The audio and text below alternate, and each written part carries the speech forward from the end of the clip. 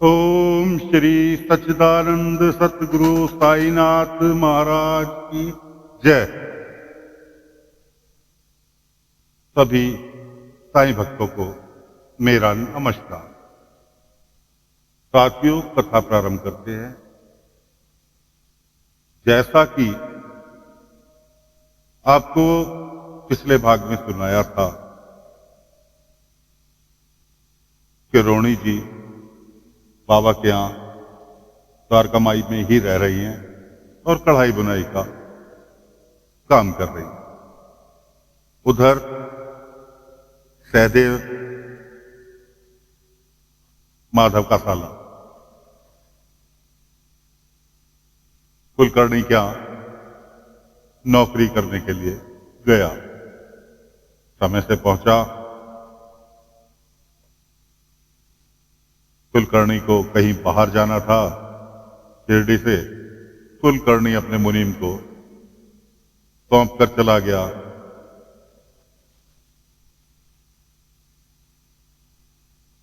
कि भाई तेरे लिए सहयोगी रखा है, इसे काम धंधा सिखा।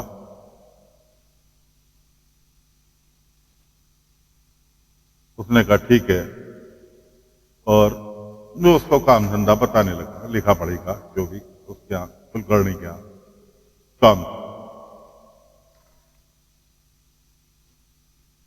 काम धंधा करते करते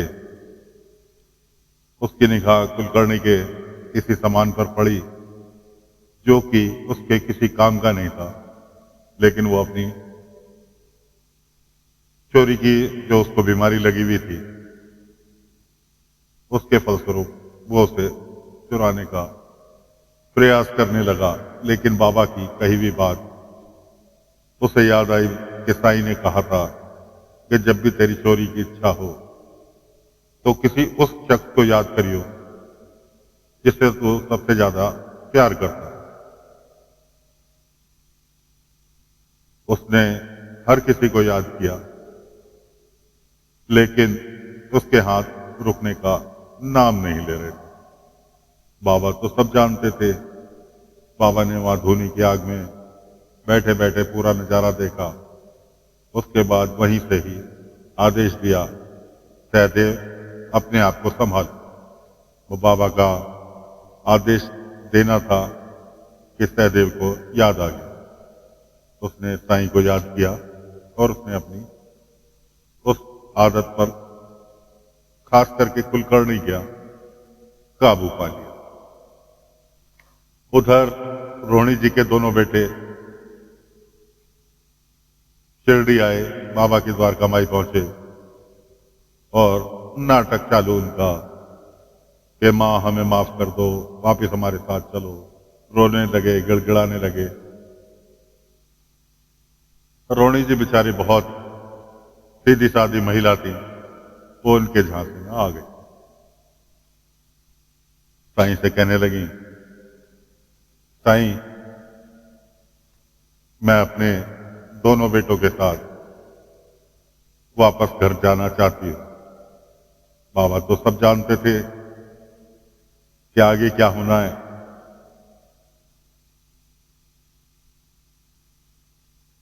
बाबा ने कहा, रोहिणी जी तुम मुझे अपना गुरु मानती हो ना? तुमने ही कहा था कि साईं तुम मेरे गुरु हो। उन्होंने कहा हाँ, तो मुझे गुरु दक्षिणा के रूप में एक चीज चाहिए आपसे कि बोलो साईं मेरे पास जो है मैं आपको देने के लिए तैयार। बाबा ने कहा जो ये कढ़ाई बुनाई का आप काम करती हो,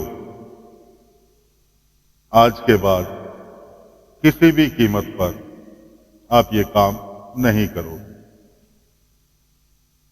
वो कहने लगी, साईं ये तो मेरा बहुत पसंदीदा काम है। बाबा ने कहा कुछ भी हो जाए, आज के बाद मैंने ही तुमसे कहा था ना इस काम को करने के लिए। आज मैं ही कह रहा हूं कि मेरे लिए अपना ये कढ़ाई बुनाई का काम छोड़ो। बाबा तो सब जानते थे कि बेटे किस लालच में आए हैं। मैं कहा ठीक है साईं, आपको गुरु माना है, आपने ही आके दी तो मैं काम करने लायक हुई, आप ही मना कर रहे हैं तो मैं छोड़ दे। आज के बाद मैं ये काम नहीं करूंगा। चली गई घर।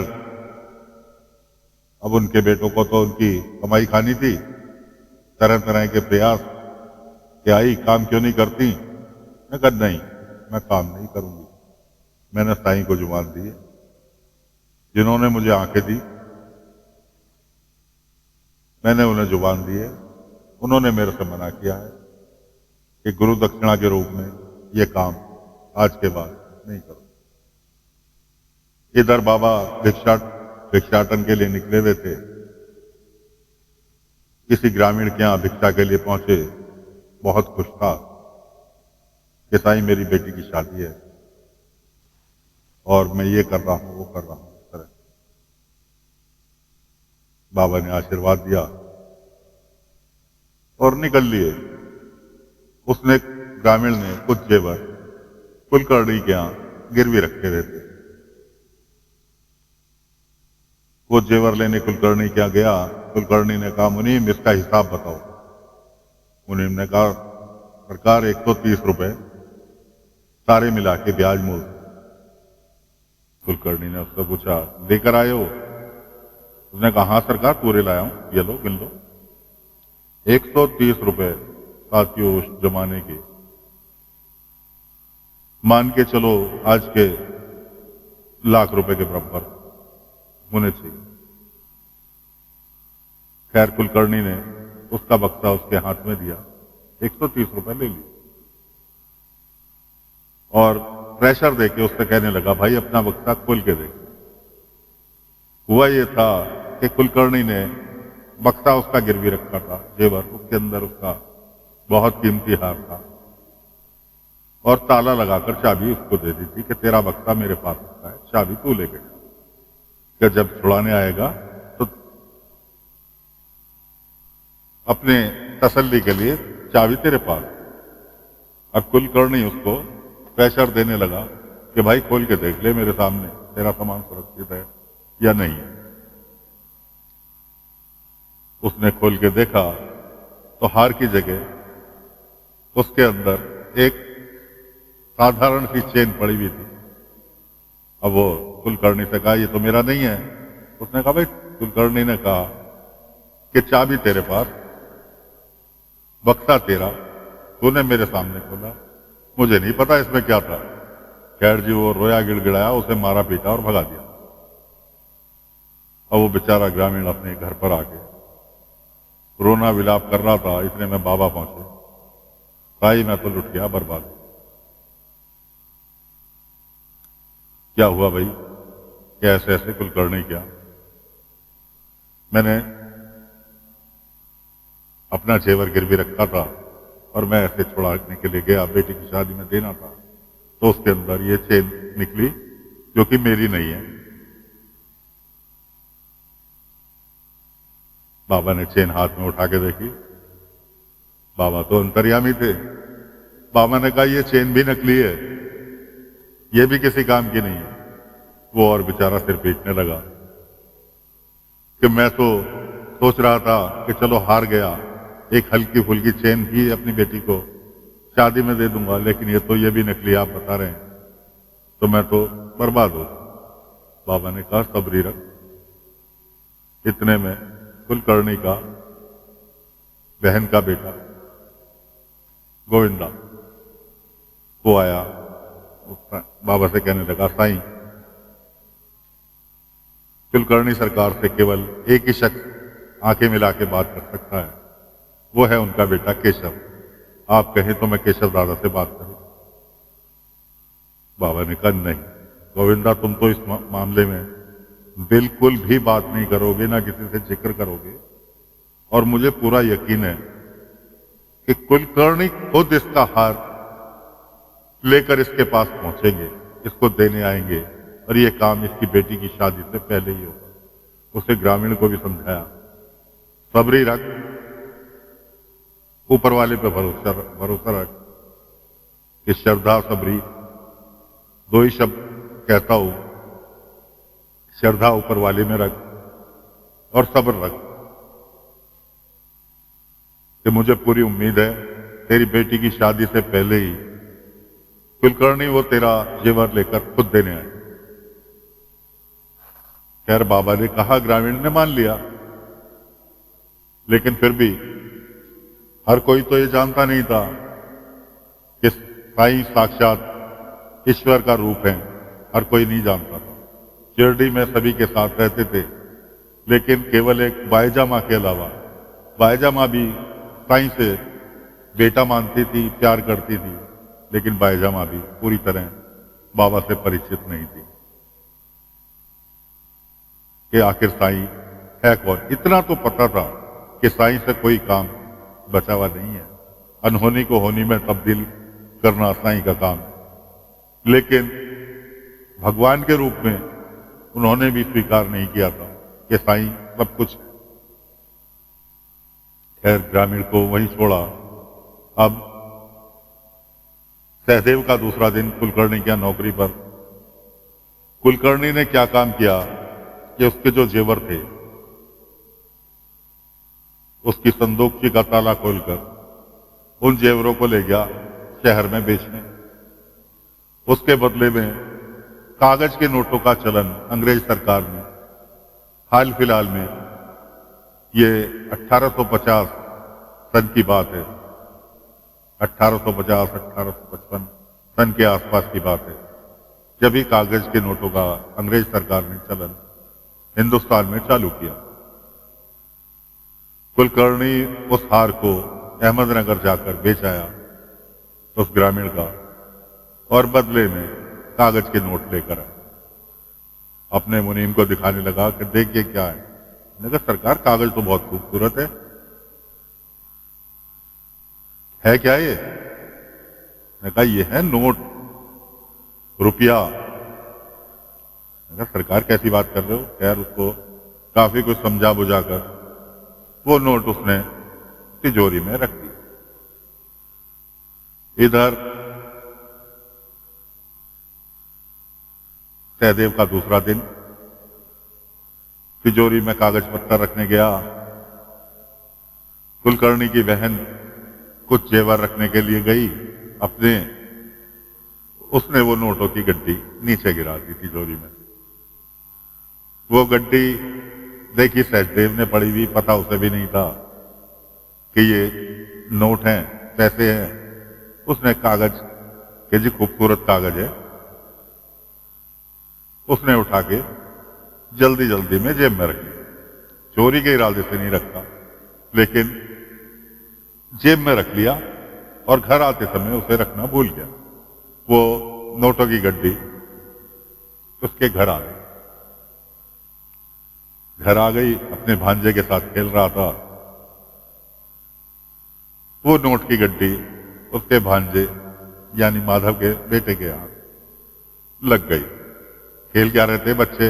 नाव बनाना सीख रहे थे कागज की, जो कि सहदेव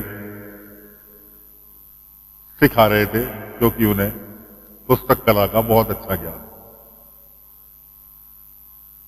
खैर उसने, श्यामा के लड़के ने नाव बनानी सीखी और वो नोटों की गड्डी लेके निकल लिया कि और बच्चों को भी सिखाऊंगा और बहुत सारी नाव बनाएंगे और तालाब में चलाएगी। तो साथियों, कुलकर्णी ने तो बेचकर, हार बेचकर उस गरीब आदमी का कागज के नोट लेकर आया था, और बच्चों ने उन कागज के नोटों की नाव बनाकर तालाब में छोड़ दी। अब बच्चों को क्या पता कि नोट है या पैसे हैं? बच्चे तो एक आना, एक पैसा, 2 पैसे उस जमाने में चलते थे, वो जानते थे। इधर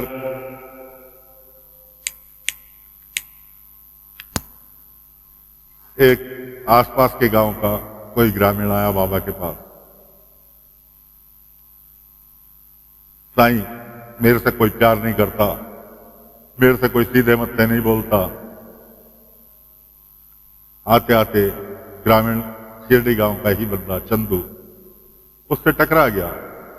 चंदू ने उससे कहा, माफ करना भाऊ, देखा नहीं, वो उस पे ही बरस गया, देख के नहीं चल सकता, आंखें बंद कर रखी हैं। चंदू ने कहा माफी क्या तेरे से मांग ली, तू तो सिर पे चढ़ के आ रहा है कौन तू? ऐसे चंदू से भिड़ गया वो रास्ते। बाबा के पास आया, साईं मेरी किस्मत बदल दो, मैंने सुना है आप किस्मत बदल देते हैं। बाबा तो अंतर्यामी, बाबा हर किसी के मन की बात जानते कि क्या करने आया। कि मेरे से कोई प्यार से बात नहीं करता, मेरे पास कोई खड़ा होना पसंद नहीं करता, यहां तक कि परिवार में भी मेरे से कोई सीधे मत्थे बात नहीं करता। बाबा ने कहा अच्छा। बाबा उसकी बात सुनी।